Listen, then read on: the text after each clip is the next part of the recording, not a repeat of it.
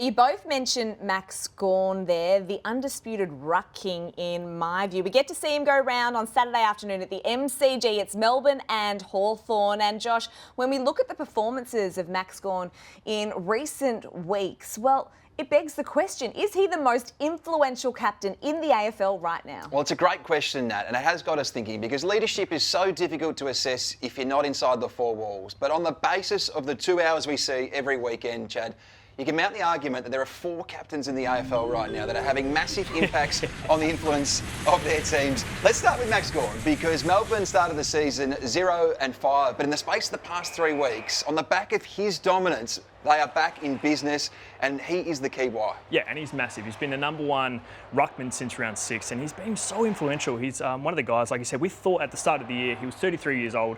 We were saying, who's the next ruckman to take the mantle? But he's just proven again that he's going to be a hard one to take down. He's a 7-time All-Australian and he's well on track for an 8th All-Australian blazer. How about Patrick Dangerfield? This is a guy that didn't become a captain until the age of 32, but he's a natural-born leader. And what he's doing at 35, at this age and stage of his career, is remarkable. Yes, he's got career best in goals. And what's outstanding for me is just how explosive he looks. He looks like he's 25 years again. Last week he had 13 disposals, he had 5 score involvements all in the last quarter, and we spoke about last week the person you don't want to poke the bear is Patrick Dangerfield. He steps up when it matters, and that's the best kind of leader. One of only 5 players to be an 8-time All-Australian. Maybe a 9th is on the way come the end of the season.